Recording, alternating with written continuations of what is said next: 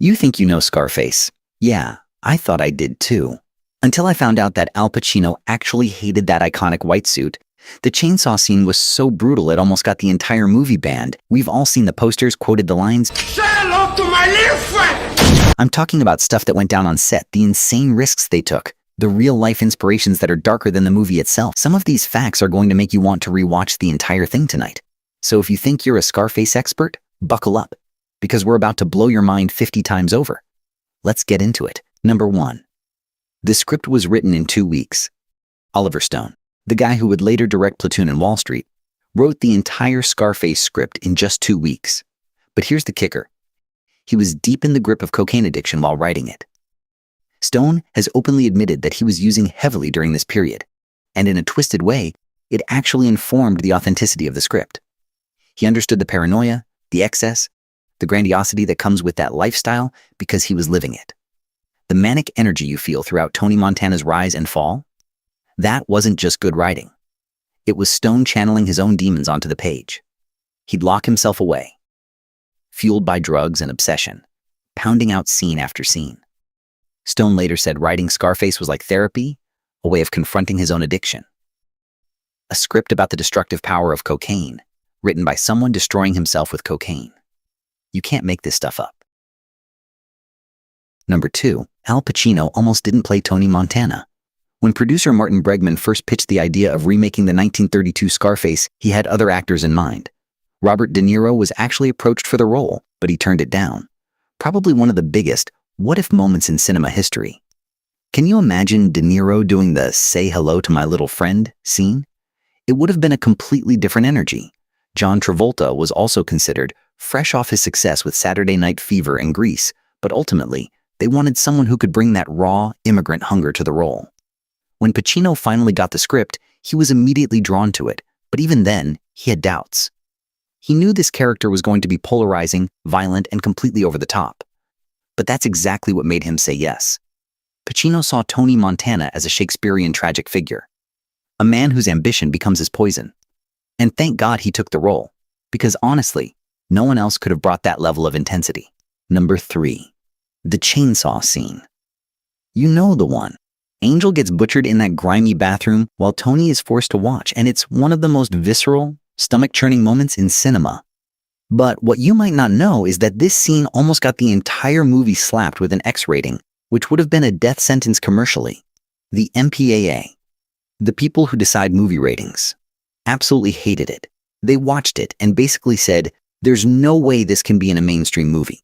Brian De Palma had to fight like hell to keep it in. He trimmed it, adjusted angles, pulled back on some of the gore, but he refused to cut it entirely because he knew it was essential to showing the brutality of Tony's world. The genius of the scene isn't even what you see, it's what you don't see. De Palma uses sound, reaction shots, and the audience's imagination to create the horror. And it worked. The scene became iconic precisely because it pushed boundaries. Number 4. Michelle Pfeiffer's audition story is legendary. She came in to read for the role of Elvira, Tony's ice-cold trophy wife, and she was absolutely terrified. Not of the role, but of Al Pacino himself. Remember, this was early in her career. She'd done a few TV movies and Grease 2, which was a flop, and now she was walking into a room with one of the greatest actors alive. She later said she was shaking during the audition, barely able to get her lines out. But here's the beautiful part. That nervousness actually worked in her favor. De Palma saw something in her fragility, this delicate quality that contrasted perfectly with the harsh, violent world of the film. And once she got the part and started working with Pacino, she realized he was incredibly generous as a scene partner. But that cold, distant dynamic you see between Tony and Elvira on screen, some of that was real initial discomfort that Pfeiffer channeled into her performance. She played Elvira as a woman who's beautiful but dead inside, a prisoner in a golden cage, and it's heartbreaking to watch. Number 5. For a film this massive in scope, with elaborate set pieces, multiple locations, and complex action sequences, Scarface was shot insanely fast. Only 24 weeks from start to finish. That's roughly 6 months, which in Hollywood terms is lightning speed for a production of this scale. Brian De Palma ran a notoriously tight ship. He's a director who plans every shot meticulously, storyboards everything, and expects his crew to execute with precision. There wasn't time for endless takes or experimentation. Everyone had to bring their A game every single day. Al Pacino would show up completely prepared, having lived with Tony Montana in his head for months before filming even began. The pressure was immense, but it created this electric atmosphere on set where everyone knew they were making something special. That urgency you feel in the movie, that relentless forward momentum. It's not just the story, it's the energy of the production itself bleeding through. Number 6. Here's something that'll surprise you. When Scarface came out in December 1983, critics absolutely destroyed it. I'm talking brutal, vicious reviews. They called it excessive, gratuitous, cartoonish. Roger Ebert gave it 1.5 stars. The New York Times called it an empty vessel making a lot of noise. People thought De Palma had gone too far, that the violence was exploitative, that Tony Montana was an unlikable character. Even some audiences walked out of theaters disgusted by the brutality. The movie was a modest box office success, but it wasn't the cultural phenomenon you might think. It took years, decades, really, for Scarface to find its true audience. What happened was VHS and cable TV. People started renting it, watching it at home, rewinding their favorite scenes, quoting the dialogue. Hip-hop artists began referencing it in their music, seeing Tony Montana as this ultimate rags-to-riches-to-ruins story that reflected their own experiences and aspirations. Suddenly, Scarface wasn't just a movie. It was a cultural touchstone. But in 1983, critics thought it was trash. I know, critics. Number 7. Scarface held the world record for the most uses of the word fuck in a motion picture for years, 226 times to be exact. That averages out to about 1.5 F-bombs per minute of runtime. Now, this wasn't just gratuitous cursing for shock value. Oliver Stone and Brian De Palma wanted the dialogue to feel authentic to the world they were depicting. These were criminals, immigrants, people living on the fringes of society where polite language doesn't exist. The profanity creates a specific rhythm and texture to the dialogue that makes it feel real and lived in. And honestly, it's part of why the lines are so quotable. The MPAA had issues with the profanity too, but De Palma argued that softening the language would undermine the authenticity of the world. Number 8. Scarface isn't an original story. It's actually a remake of a 1932 black and white film with the same name, directed by Howard Hawks. The original 1932 movie was a barely disguised biography of Al Capone, one of the most notorious gangsters in American history. It starred Paul Muni as Tony Camonte, a ruthless Chicago gangster rising through the ranks during Prohibition, and it was so controversial for its time that it faced massive censorship issues and was banned in several cities for glorifying criminals. Howard Hawks was fascinated by the rise and fall structure of Capone's life, and that same structure drives the remake. In Brian De Palma and Oliver Stone's 1983 version, they took that template and completely transposed it to the Miami cocaine trade of the early 80s, but the DNA is the same. A ruthless, ambitious immigrant who claws his way to the top of the criminal underworld only to be destroyed by his own excess and paranoia. Instead of Prohibition-era Chicago, it's cocaine-era Miami. Instead of Italian immigrants, it's Cuban refugees. Instead of bootleg alcohol, it's cocaine. But the themes remain timeless. The American dream corrupted, ambition without morality, power without wisdom. Tony Montana is essentially a modern-day Capone, and both men meet similar fates. Isolated, paranoid, violently destroyed by the empires they built. De Palma even kept certain iconic elements as homages, like the world is yours sign that appears throughout both films. It's a masterclass in how to do a remake right. Honor the original while making something completely fresh and relevant to your own time. Number 9. The Babylon Club, that gorgeous, neon-soaked nightclub where Tony meets Elvira and spends countless nights living the high life.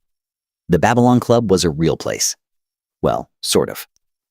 They filmed those scenes at a real Miami Beach club, and the production design team went all out to transform it into the ultimate 80s excess paradise. Mirrored walls, Art Deco styling, pulsing lights, beautiful people everywhere. The Babylon Club represents everything Tony craves: status, glamour, acceptance into high society. It's where he tries to leave his violent past behind and become a legitimate businessman. But of course, the violence follows him everywhere. Some of the most pivotal scenes happen in or around the Babylon. His first meeting with Elvira, his confrontations with Frank Lopez, the constant reminders that no matter how much money he makes, he'll never truly belong in that world. The club is both Tony's fantasy and his prison, a glittering cage that ultimately can't protect him from his own nature. Number 10. Al Pacino didn't just show up and wing the accent. He completely immersed himself in research. He spent weeks in Miami before filming, hanging out in Little Havana, talking to Cuban refugees who'd come over during the Mariel boat lift, listening to their stories, absorbing their mannerisms and speech patterns. He wanted Tony's accent to feel authentic, not like some Hollywood caricature. Pacino has always been a method actor, someone who disappears into his roles, And for Scarface, he knew the accent was crucial. If he got it wrong, the entire character would collapse. So he recorded conversations, studied the rhythm and cadence of Cuban Spanish-inflected English, practiced obsessively. Many Cuban-American viewers have praised Pacino for actually trying to get it right, rather than just doing a generic Latin accent. What's undeniable is the commitment.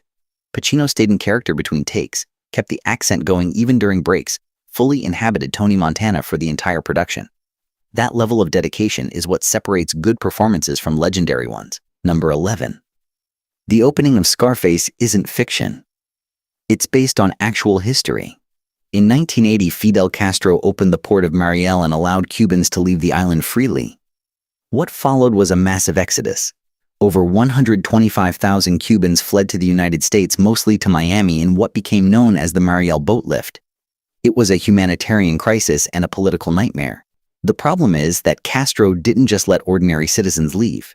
He emptied his prisons and mental institutions, sending criminals and the mentally ill along with legitimate refugees.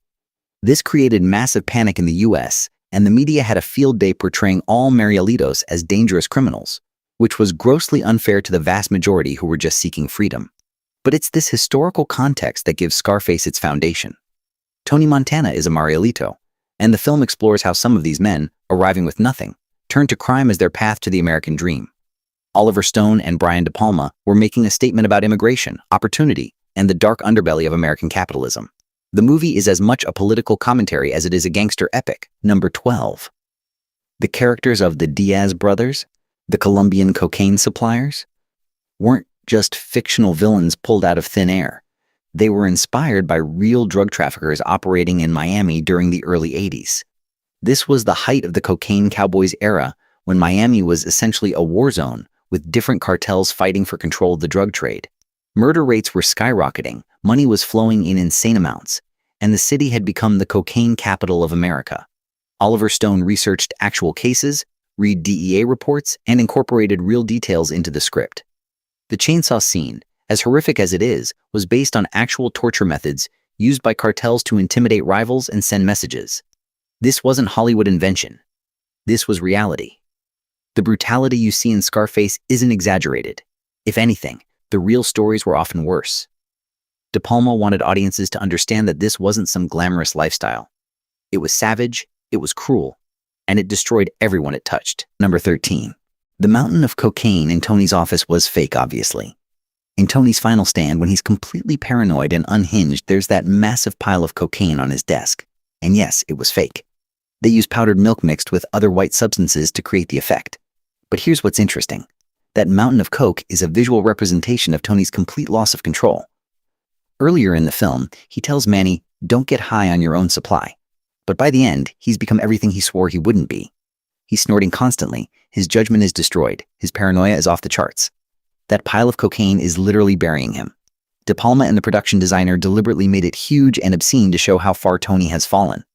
The man who started with nothing, who clawed his way to power through intelligence and ruthlessness, is now just another addict drowning in his own product. It's a tragic visual metaphor, and it makes his final shootout even more devastating because you're watching a man who's already dead inside. Number 14. By today's standards, $25 million sounds like nothing for a major studio film, but in 1983, it was a substantial budget. Universal Pictures gave De Palma the money because they believed in the property. The original Scarface was a classic, and they thought a modern remake with Al Pacino could be huge. But there was constant pressure to bring the film in on budget and on schedule. Every dollar was accounted for. Every shooting day mattered. De Palma had to make choices. What locations to use, how many extras they could afford, how elaborate the set pieces could be. And despite the budget constraints, Scarface looks epic. The film has a visual richness that makes it feel much more expensive than it was. That's testament to De Palma's skill as a director and the talent of his crew. The cinematographer, production designer, costume designer, all working at the top of their game. They made every dollar count, and the result is a film that still looks stunning 40 years later. It's proof that great filmmaking isn't just about money. It's about vision, skill, and commitment. Number 15. Michelle Pfeiffer's costumes in the film. Those sleek, elegant outfits that make Elvira look like a sophisticated ice queen cost over $50,000. The costume designer understood that Elvira is a trophy, an object that Frank and then Tony possessed to show off their status. So every outfit had to be perfect, expensive looking, designer quality. But there's also a sadness to Elvira's beauty. She's gorgeous but cold, fashionable but empty. Her wardrobe is like armor, a way of keeping the world at arm's length. And as the film progresses and her addiction worsens, even her impeccable style starts to crack. Those final scenes where she's strung out and disheveled are heartbreaking because you realize this woman is just as trapped as everyone else. Pfeiffer used the costumes to inform her performance. The way Elvira moves, holds herself, the way she uses her beauty as both weapon and shield. It's a remarkably subtle performance in a movie full of big, loud performances, and the costumes are a huge part of why it works. Number 16. Scarface was so violent and controversial that several countries either banned it outright or heavily censored it. In the UK, it was initially refused a certificate by the British Board of Film Classification, meaning it couldn't be shown in theaters. The chainsaw scene was the main sticking point. Censors thought it was too graphic, too disturbing. Eventually, after cuts and negotiations, it got released, but the controversy only added to the film's outlaw reputation. In some countries, TV broadcasts even today still show heavily edited versions, cutting out violence, profanity, and drug use. But the censorship and bans probably helped the film's cult status. It became this forbidden object, something dangerous and transgressive that people sought out specifically because it was controversial. The film's reputation as too extreme, too violent, too much became part of its appeal. It attracted exactly the audience who wanted something that pushed boundaries and didn't play by Hollywood's safe, sanitized rules. Number 17. Steven Spielberg, who was already one of the biggest directors in Hollywood after Jaws and Raiders of the Lost Ark, came to visit the Scarface set. He and De Palma were friends, both part of that generation of film school-trained directors who revolutionized Hollywood in the 70s and 80s. Spielberg watched some of the filming and was reportedly blown away by the intensity of what De Palma was creating. Here were two directors at opposite ends of the spectrum. Spielberg making crowd-pleasing adventures and family films, De Palma making dark, violent, uncompromising crime dramas. But they respected each other's craft immensely. De Palma has said that Spielberg's technical mastery influenced his own approach to filmmaking, the way both directors plan shots and use camera movement to tell stories. That cross-pollination of ideas between great filmmakers is part of what made this era of Hollywood so special. They were all pushing each other to be better, to take bigger risks, to perfect their craft. Number 18. When the assassins invade Tony's mansion for the final shootout, there are bodies everywhere. Guards, hitmen, chaos. That sequence required over 50 stunt performers, all choreographed to execute specific actions, falls, and gunfights. It took days to film with multiple camera setups, and it was dangerous work. Stunt performers were getting thrown around, falling off balconies, taking squib hits, those small explosive charges that simulate bullet wounds. De Palma, being a perfectionist, insisted on doing multiple takes to get everything just right. The sound design for this sequence is also incredible. The gunfire is deafening, overlapping, creating this overwhelming sensory assault. You feel the chaos, the violence, the desperation. Tony's fighting not to win, but just to take as many enemies with him as possible. It's less a battle than a suicide by combat. And the stunt team pulled it off brilliantly, creating one of the most memorable action sequences of the decade. Number 19. That scene where Tony and company flee by car while being pursued by a helicopter shooting at them. It almost didn't make it into the final film. It was expensive to shoot, logistically complicated, and some producers questioned whether it was necessary to the story.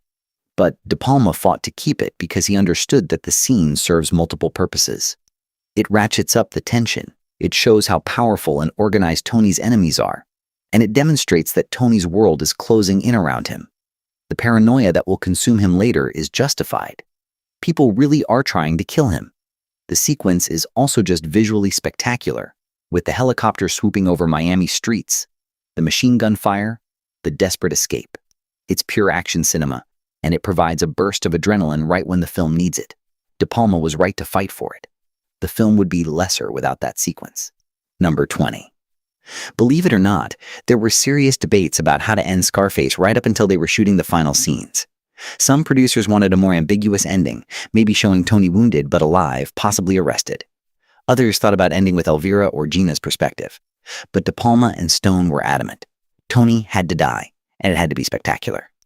This was always a tragedy. Tony's bullet-riddled body floating face down in his fountain beneath that "The World Is Yours" statue is absolutely perfect. It's poetic, symbolic, and devastatingly final. Tony literally drowns in the symbols of his own ambition. The world he thought was his becomes his grave. It's one of the most iconic death scenes in cinema history, and it almost didn't happen that way. Thank God De Palma stuck to his guns. And there you have it. 20 things you probably didn't know about Scarface. From Al Pacino's method research to the real-world violence that inspired the story, from the battles with censors to the film's complete transformation from critical punching bag to cultural phenomenon. This movie is layered with fascinating details that make it even richer. If you like this video, subscribe for more videos like this. And like always, thanks for watching. Say hello to my little friend!